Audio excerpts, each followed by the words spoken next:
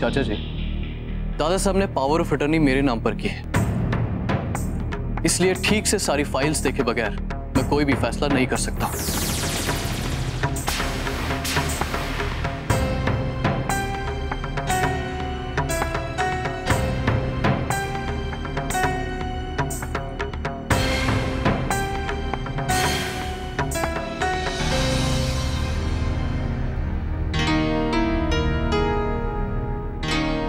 नंदू, क्या बात है यश बाबा, सवेरे सवेरे कहाँ घूम रहे हो? सिद्धार्थ भैया ऑफिस जा रहे हैं क्या? हाँ, मुझे गाड़ी में फाइल रखने के लिए कहा है, तो ऑफिस ही जा रहे होंगे। अच्छा। हाँ।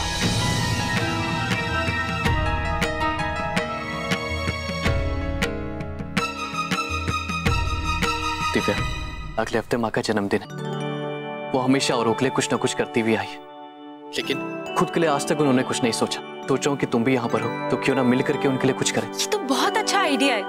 पहले कैसे मनाते थे उनका जन्मदिन? पापा के जाने के बाद उन्होंने अपना जन्मदिन मनाना ही बंद कर दिया। बोलती हैं कि खुशियां मनाने का मन ही नहीं करता है उनका।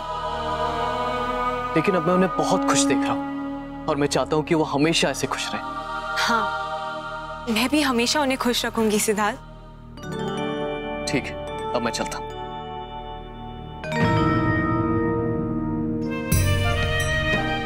निवी,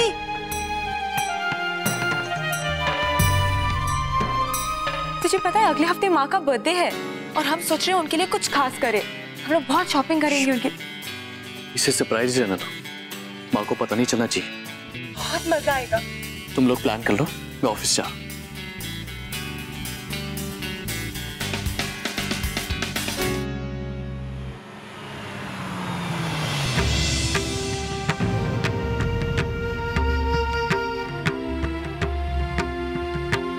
उनके लिए इतनी सारी चीजें खरीदनी है, शॉल, बैग, साड़ीज। माँ अपने लिए कभी कुछ खरीदती ही नहीं है ना। इन सब चीजों की ज्यादा समझ तो तुम्हें है, मुझे तो कुछ नहीं पता। ऐसा करना, तुम शॉपिंग कर लेना और मैं किचन के खाने पीने का इंतजाम देख लूंगी। उनके पसंद की सारी चीजें बनाऊंगी। खाना बिल्कुल सादा, लेकिन ढेर सारी मिठाइयाँ, खीर, हलवा, रसमलाई, ये सब उन्हें बहुत अच्छा लगता है।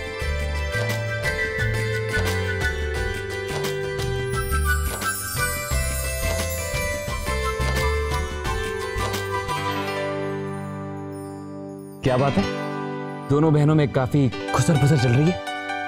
वीरेन, तुम्हारा वॉलेट। थैंक्स। वीरेन, तुम्हें पता है अगले हफ्ते माँ का बर्थडे है और हमने सोचा है कि हम उन्हें एक बड़ा सा सरप्राइज देंगे। मैं जाके बाहर से शॉपिंग कर लूंगी और निवी घर पे तैयारियां करेगी पूजा और पार्टी की। वंडरफुल। तो मुझे भी लगे हाथों छोटा मोटा काम दे दो, मैं भी ताई जी के लिए कुछ करना चाहता हूँ। हाँ, तुम एक काम करना, तुम अपना मुंह बंद रखना और उन्हें पता नहीं चलना चाहिए कि उनके लिए एक सरप्राइज प्लान कर रहे हैं हम लोग। और हाँ, अगर तुम्हें कुछ याद आए जो उन्हें पसंद है तो प्लीज बता देना। मुझसे ज्यादा अच्छा उन्हें और कौन जान सकता है। तुम सबसे पहले से जानती हूँ मैं उन्हें। दिव्या, आओ मैं तुम्हारी मदद करती हूँ।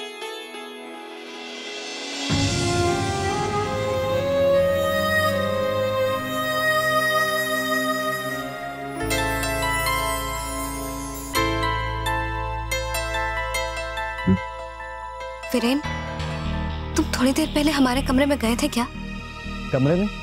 नहीं तो, कमरे में तो मैं गया भी नहीं। मैं अपना वॉलेट जरूर ढूंढ रहा था, इसलिए मैंने माँ से पूछा। पता नहीं, मुझे मिल ही नहीं रहा था, याद ही नहीं कि कहाँ रख के भूल गया। वैसे एक और चीज है जो मैं ढूंढ रहा हूँ। क्या? मेरी बीवी का प्यार। पता नहीं कहाँ खो गया, मिल ही नहीं रहा। अब मुझे चलना चाहिए, ऑफिस जाने में मैं लेट हो रहा हूँ और जाने से पहले मैं दादाजी से मिलके जाना चाहता हूँ। ओके? ये क्या हो रहा है मेरे साथ? जैसे रोज ही कुछ ना कुछ गलत हो रहा है।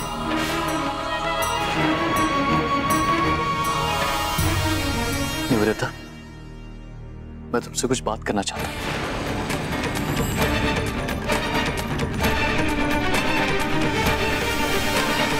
यहाँ नहीं, कहीं और चलते हैं। आओ।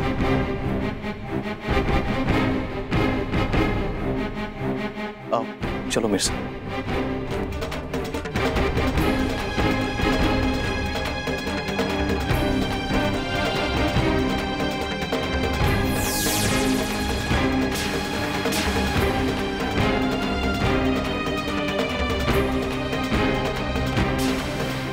यश मिला था मुझे अभी बाहर। दादी माँ ने उससे तुम्हारे लिए कुछ कहलवाया है। दादी ने क्या कहा उन्होंने? उसने यही बताया कि दादी माँ तुमसे मिलना चाहती है। यश बड़े बाजार के सामने वाला जो मैदान है वहां उन्हें ले जा रहा है और वहीं पर वो तुम्हारा इंतजार करेंगी। तुम ऐसा करो, यहाँ पे कोई भी बहाना बनाकर जल्दी से उनसे मिलने पहुंचो।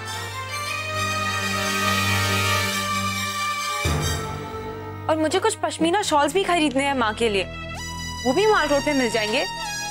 गुड। अच्छा चल, मैं तुझसे बाद में बात करती हूँ। अरे वाह, बड़ी जोरों शोरों से तैयारियां कर रही हो तुम। वो मैं बस लिस्ट बना रही थी दुकानों की जहाँ से हम माँ के लिए कुछ चीजें खरीद सके। साड़ी और शॉल तो हो गए हैं, अब बस गहने खरीदना बाकी है। गहने? लेकिन दिव्या, भाभी तो ज्यादा गहने पहनती नहीं है। इसीलिए तो अब मैं आ गई हूँ ना, अब मैं उनके सारे शौक पूरे करवाऊंगी। और वैसे भी ये तो उनके लिए एक सरप्राइज है ना, उन्हें तो मालूम ही नहीं कि हम उनके लिए कुछ करने वाले हैं। हाँ, एक बहुत बड़ा सरप्राइज हम सबको मिलने वाला है। मुझे लगता है सिद्धार्थ और निवेदिता कोई अलग ही सरप्राइज प्लान कर रहे हैं सबके लिए। नहीं, यकीन के साथ नहीं कह सकती, लेकिन अभी अभी मैंने सिद्धार्थ और निवेदिता को अकेले में बात करते हुए देखा। पर सिद्धार्थ तो ऑफिस गया है ना? हाँ, यही तो मैंने भी सोचा कि सिद्धार्थ तो ऑफिस के लिए निकल गया था, फिर वो दोबारा वापस आकर निवेदिता से ऐसी कौन सी जरूरी बात करना चाहता था।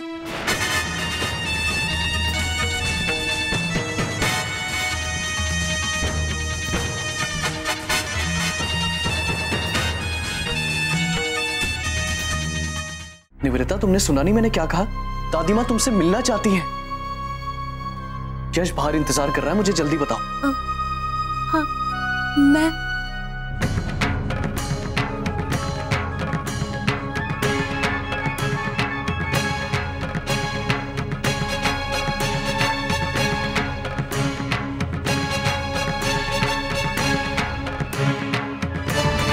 मैंने सब सुन लिया। सिद्धार्थ, तुम यश से कहना कि निवेदिता दादी से मिलने जरूर जाएगी।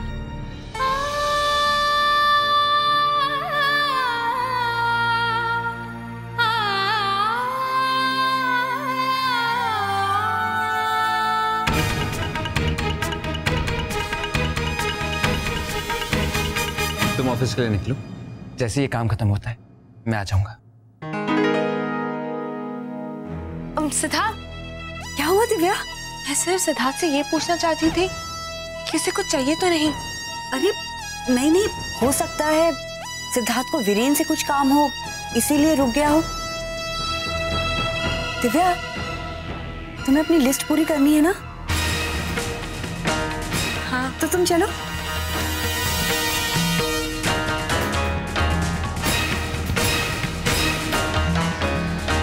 अरे यश, यश तुझे चलना है या नहीं? अरे बाबा, दूर जाकर वापस आना है, पता है ना आजकल अंधेरा बड़ी जल्दी हो जाता है। यश, बस आया दादी। कहीं जाना है आपको अम्मा? हाँ, थोड़ा सामान खरीद कर लाती हूँ बड़े बाजार से। सर्दियों के दिन आ रहे हैं ना, सोचती हूँ थोड़ा ऊन खरीद लो और सबके लिए स्वेटर बुन डालूं। लेकिन ये लड़का, इसके बाहर आते आते ही सर्दियां खत्म हो जाएगी। यश, उसे छोड़ो अम्मा, आप मेरे साथ चलो, मैं भी उधर ही निकल रहा हूँ। वो आता ही होगा, तू जा, तुझे काम होगा ना? काम मुझे उसी तरफ है अम्मा, बस आप 1 मिनट रुकिए, मैं आता हूँ। लो, ये नई मुसीबत खड़ी कर दी मैंने। दादी, चलिए दादी, मैं तैयार हूँ। अरे कितनी देर लगा दी, फंस जाते हम दोनों। चल केशव, हम जा रहे हैं, दरवाजा बंद कर लेना बेटा। जी हाँ, सब ठीक है घर में। हाँ, मैं माँ को आपका मैसेज दे दूँगी। जी अब ठीक है। ओके। कहाँ चल दिए तुम दोनों? माँ एक्चुअली मैं निवेदिता को कुछ देर के लिए बाहर लेके जा रहा हूँ।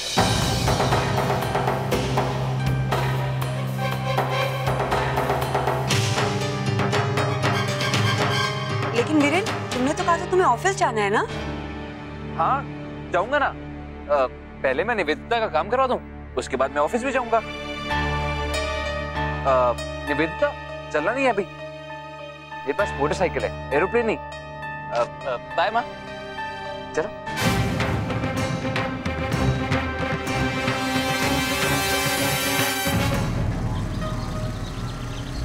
वीरेन, थोड़ा धीरे चला। क्यों? तुम दादी माँ को इंतजार करवाना चाहती हो?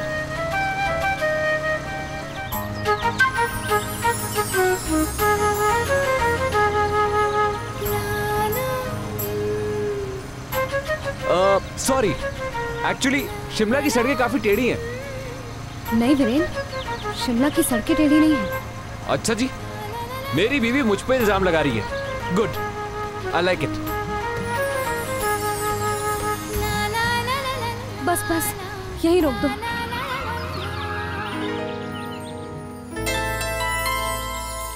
बस यहाँ से आगे मैं पैदल चली जाऊंगी। क्यों? मुझसे पीछे छोड़ाना चाहती हो? वीरेन, तुम्हें ऑफिस जाना है ना? नहीं, मुझे भी दादी माँ से मिलना है, मुझे उनका आशीर्वाद चाहिए। लेकिन वीरेन, वो जानता हूं, क्योंकि मैंने उनकी बात नहीं मानी थी। ठीक है, तुम उनसे मिल लो, अब मैं उन्हें और दुख नहीं दूंगा। जाओ, मैं तुम्हारा इंतजार करता हूं। पर तुम्हारा काम? अभी ये काम ज्यादा जरूरी है, और वैसे भी जब तक मैं तुम्हें देख नहीं लेता ना, मुझे तुम्हारी फिक्र लगी रहेगी। मैं ऑफिस जाके करूंगा भी क्या? वहां पे सिद्धार्थ है ना, सब कुछ संभालने के लिए।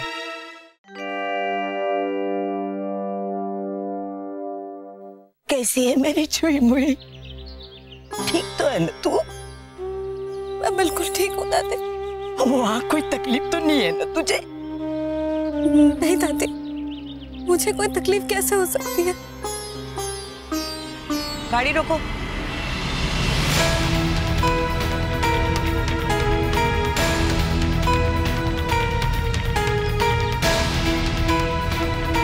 चलो ड्राइवर।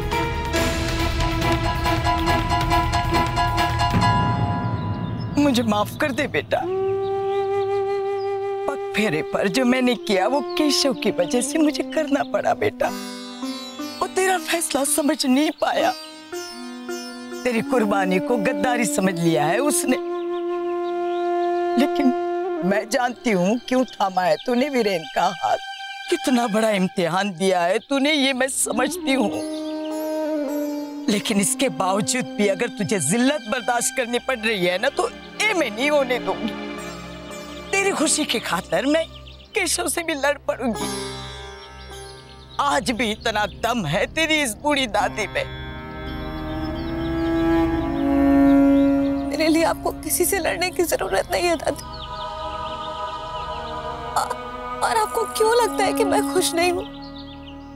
क्योंकि चाहे तू मेरी नजरों से दूर रहे, लेकिन तेरे दिल की बात मुझ तक पहुंचती रहती है। एक बात सुन लेती हूँ ना तो 10 बात सूंघ लेती हूँ, क्योंकि मैं तुझे जानती हूँ और उन लोगों को भी। सब खुद गर्द है वहां, कहीं ना कहीं से अपनी खुशी ढूंढ लेंगे। मगर तू तो अपने बारे में सोचती ही नहीं है। कहीं पीस न जाए उन सब के भी, मुरझा न जाए मेरी छुई हुई। नहीं दादी, मैं भी अब उनमें से ही एक हूँ और मैं अपनी खुशियाँ ढूंढ लूंगी। और वीरेन है ना मेरे साथ, वो बहुत ख्याल रखता है मेरा। बल्कि वीरेन भी आपसे मिलना चाह रहा था, लेकिन डर रहा था कि शायद आप अब भी उससे नाराज हैं। मेरा बच्चा मेरे कलेजे का टुकड़ा है उसके पास, उससे नाराज होकर मैं कहाँ जाऊंगी? जो तुझे प्यार करता है, तेरा ख्याल रखता है, उसे तो मैं अपने सर आंखों पे बिठा के रखूंगी। मुझे तो बस आपका आशीर्वाद चाहिए दादी माँ।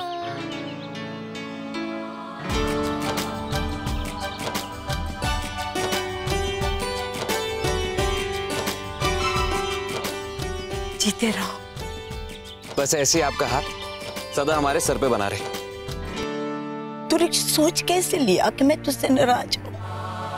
ये जो गहना है ना, वो तेरे पास है, जिसे मैंने बड़े प्यार से जड़ा है। अगर इसे कुछ भी तकलीफ हुई तो मेरे आशीर्वाद के साथ मेरी छड़ी भी खानी पड़ेगी तुझे। दादी माँ, अगर आप चाहो तो मेरी अग्नि परीक्षा ले सकती हो।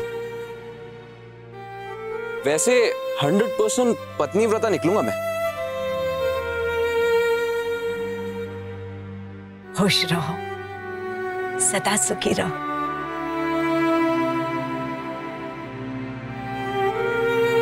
जा, ले जा इसे।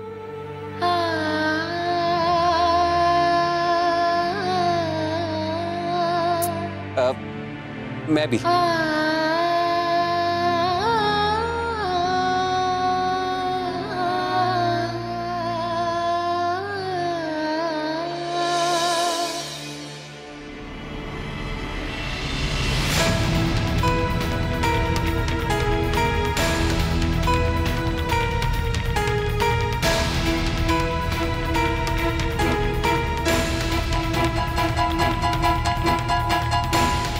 कहाँ गई थी बेटा? जी माँ, वो बड़ा बाजार में कुछ काम था।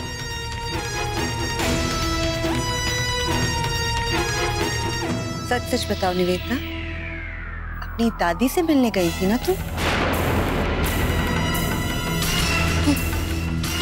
नहीं माँ, मैं तो सच बताओ ना निवेदिता, दादी से मिलने गई थी या नहीं? माँ वो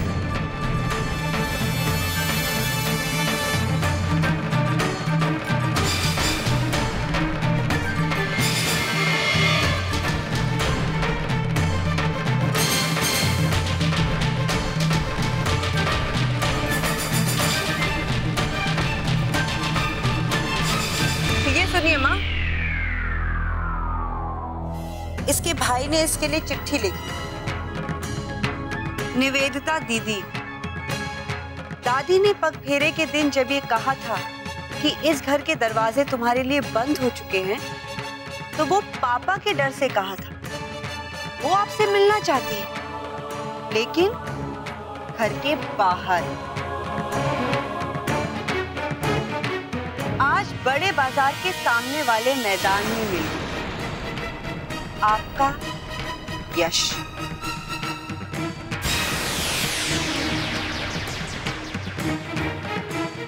मायके से निकाले जाने के बाद तुम उनसे छुपकर मिलने क्यों गई थी निवेदिता? मैके में से धक्के मिले या इसकी आरती उतारी जाए, हमें इससे कोई फर्क नहीं पड़ता चंचल। वो लोग हमारे हमेशा से दुश्मन हैं और रहेंगे। सूद परिवार की बहू होने का मतलब जानती हो तुम?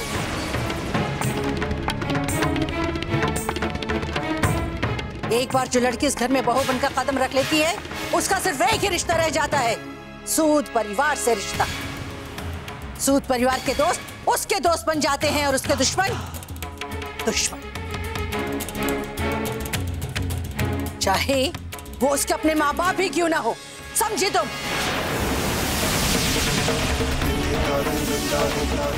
जिस दिन तुमने इस घर में कदम रखा, उसी दिन तुम्हारा उस परिवार से रिश्ता खत्म हो गया। वहां ना तुम्हारा बाप है, ना दादी, ना भाई। तुम उनसे अपने ताल्लुकात तोड़ डालोगे।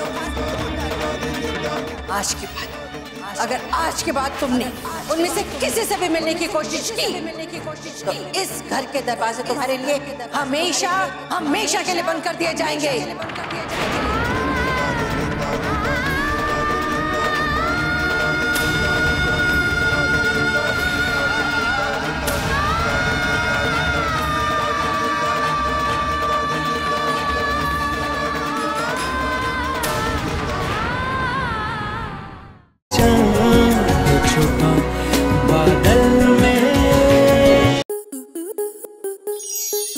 स्टार प्लस के YouTube पेज पर आने के लिए आपका धन्यवाद। अपने फेवरेट शोज देखने के लिए subscribe to Star Plus YouTube page and hit the bell icon.